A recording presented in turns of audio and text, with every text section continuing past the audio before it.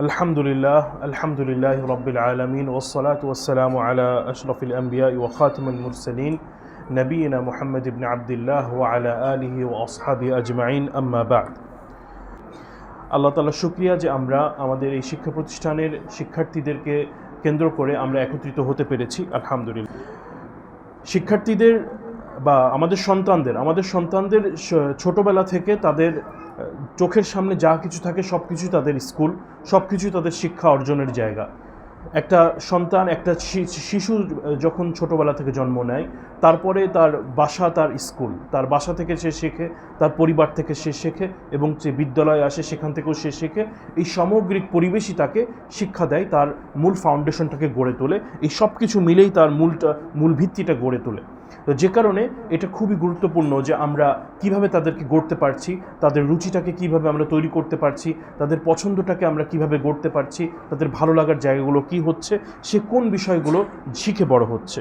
আর তারই অংশ হিসাবে আলহামদুলিল্লাহ আমাদের সম্মানিত অভিভাবকবৃন্দ, আপনারা সকলেই আপনাদের সন্তানদেরকে ইসলামের শিক্ষায় শিক্ষিত করতে, ইসলামের মৌলিক শিক্ষা নিয়ে বড় হওয়ার জন্য আমাদের এই প্রতিষ্ঠানে সাথে একত্রিত হয়েছেন বা আমাদের উপরে আস্থা রেখেছেন। আল্লাহ তাআলা যেন আমাদেরকে সেই দায়িত্বটা যেন পালন করার তৌফিক দান করেন, সেই আমানত যেন আদায়ের তৌফিক দান করেন। এই ক্ষেত্রে প্রতিষ্ঠানের যেই রোল, প্রতিষ্ঠানের যে দায়িত্ব, সেটা তো অবশ্যই অনেক বড় দায়িত্ব। প্রতিষ্ঠান আমাদের সন্তানদেরকে ব্যবহারিক দোয়াগুলো তাকে মুখস্থ করাবে, হাদিস তাকে মুখস্থ করাবে, আচার আচরণের বিষয়ে তাকে শিক্ষা দান করবে, তাকে বলে শেখাবে যে এটা করতে হবে, এটা করতে হবে না। যতক্ষণ পর্যন্ত সে প্রতিষ্ঠানের ভেতরে আছে ততক্ষণ পর্যন্ত তাকে সে বিষয়গুলো অভ্যস্ত করার চেষ্টা করবে। এগুলো সবই কিন্তু আমাদের প্রতিষ্ঠানের দায়িত্বের ভেতরে পড়ে। তো আমরা আলহামদুলিল্লাহ আমরা সচেষ্ট আছি এবং আমাদের শিক্ষক মণ্ডলীরাও সকলে চেষ্টা করছেন। তো তারপরেও আমাদের যদি কমতি থাকে, আমাদের দৃষ্টির যদি গোচর না হয়, আমাদের দৃষ্টিতে না পড়লে আমাদেরকে সে বিষয়গুলো স্মরণ করিয়ে দিলে আমাদের জন্য হয়তো আরও ভালো হবে। আবার একই সাথে সম্মানিত অভিভাবকবৃন্দ, আপনাদেরও অবশ্যই আপনাদের সন্তানদের বিষয়ে আপনাদের দায়িত্ব অনেক বেশি।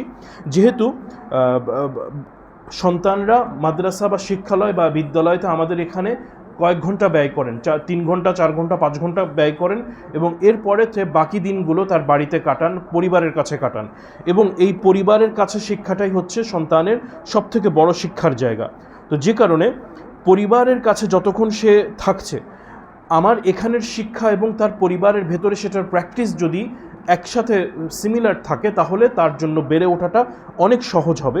তো এই বিষয়টা যদি আমরা খেয়াল রাখতে পারি, তাহলে আমাদের সন্তানদের জন্য বেড়ে ওঠাটা অনেক বেশি সহজ হয়ে যাবে। যেমন আমাদের প্রতিষ্ঠানে বাচ্চাদেরকে শেখাচ্ছে যে ঘুমের সময় তুমি এই দোয়াটা পড়বা, ঘুম থেকে উঠে তুমি এই দোয়াটা পড়বা। তো আমরা যদি বাসায় বাবা মারা যদি বাবুদেরকে অভ্যস্ত করতে পারি যে ঘুম থেকে ওঠার পরেই সেই দোয়াটা পড়াই দিব, ঘুমোতে যাওয়ার আগে আমি সেই দোয়াটা পড়াবো, তাহলে বাচ্চা আস্তে ধীরে অভ্যস্ত হয়ে যাবে। এরপরে যেরকম সন্তানেরা বাবা মাকে দেখে দেখে শেখেন, বাবা মা যখন, বিশেষ করে মারা যখন বাসায় নামাজ পড়েন, সন্তানকে যদি সে পাশে নিয়ে নামাজ পড়েন, ছোট সন্তান 5 বছর 6 বছরের সন্তান, তার উপর নামাজ ফরজ হয়নি, সে তার নামাজ পড়তে বাধ্য নয়। তবে সেই সন্তানও যদি মাকে নামাজ পড়তে দেখেন বা যে বাসায় প্রতিদিন নামাজ পড়ছেন, সেইটাও তার মনের ভেতরে একটা শিক্ষা হিসেবে থেকে যাবে। দেখা যাবে তারও ইচ্ছা হচ্ছে মায়ের পাশে দাঁড়িয়ে নামাজ পড়তে। আর আমাদের এই প্রতিষ্ঠান কিন্তু তাকে নামাজ শিক্ষা দিবে, এবং একটু ক্রমান্বয়ে আস্তে ধীরে একটা পর্যায়ে গেলে তাকে নামাজ পড়া শিক্ষা দিবে, তাকে নামাজ পড়ার ব্যবস্থাও করে দিচ্ছে। তো সে যখন বাসাতে নিয়মিত সালাত আদায় করতে দেখবে, এটা তার অভ্যাসে পরিণত হওয়াটা সহজ হবে, এটার প্রতি তার একটা আগ্রহর জায়গা থাকবে। এরপরে হচ্ছে কোরআনের প্রতি ভালোবাসা এবং ইসলামী ঐতিহ্য, ইসলামী ট্রেডিশন, কালচারের প্রতি ভালোবাসাটা আমরা বাসায় সৃষ্টি করতে পারবো। যেমন বাসার ভেতরে যদি আমরা কোরআন তেলাওয়াত চালু রাখতে পারি, একটা হচ্ছে বাবা মা, বড় ভাই বা বড় বোন যারা আছেন তারা নিজেরা তেলাওয়াত করবেন, আর দ্বিতীয় হচ্ছে যদি ডিভাইসেও যদি কোরআন তেলাওয়াত চালু রাখার অভ্যাস ব্যবস্থা থাকে, এটাও বাচ্চাদেরকে কোরআন তেলাওয়াত শুনতে আরও বেশি অভ্যস্ত করবে। এরপরে হচ্ছে বাচ্চারা একে অপরের সাথে যেন মিলেমিশে চলতে পারে, এটা যেরকম আমরা প্রতিষ্ঠানে শিক্ষা দিতে চাই, একইভাবে বাড়িতেও যদি আমরা সেই চর্চা করি, এটা খুবই একটা জরুরি বিষয়।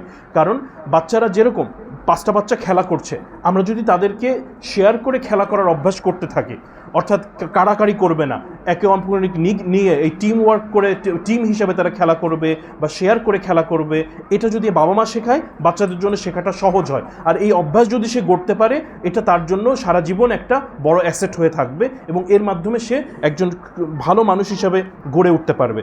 এরপরে আছে যেরকম সত্য কথা বলা, সততা, এগুলো যেরকম প্রতিষ্ঠান শিক্ষা দেয়, একইভাবে বাসাতেও সত্য কথা বললে তাকে রিওয়ার্ড দেওয়া। সে যদি কখনো ভয় পেয়ে মিথ্যা কথা বলে, তাহলে তাকে আশ্বস্ত করা যে না বাবা, তুমি কখনো তুমি ভুল কথা বলবা না, তুমি ভুল করলেও তুমি সত্যি কথা বলবা, আমি তোমাকে বকা দিব না বা আমি তোমাকে মারবো না বা আমি তোমাকে প্রহার করব না। তো এভাবে যদি আমরা তাদেরকে এই অভ্যাসগুলো গড়ে তুলতে পারি, ইনশাআল্লাহ আমাদের সন্তানেরা লাভবান হবে বা আমরাও ইনশাআল্লাহ দুনিয়া ও আখিরাতে লাভবান হব।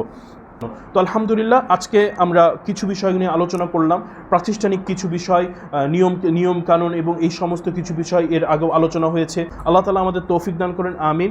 আমি সকলকে শুকরিয়া জানিয়ে আমার কথা শেষ করছি। ওয়া মা তৌফিকি ইল্লা বিল্লাহ। আল্লাহুম্মা সাল্লি আলা মুহাম্মাদি ওয়া আলা আলিহি ওয়া আসহাবিহি আজমাইন। আসসালামু আলাইকুম ওয়া রাহমাতুল্লাহি ওয়া বারাকাতুহু।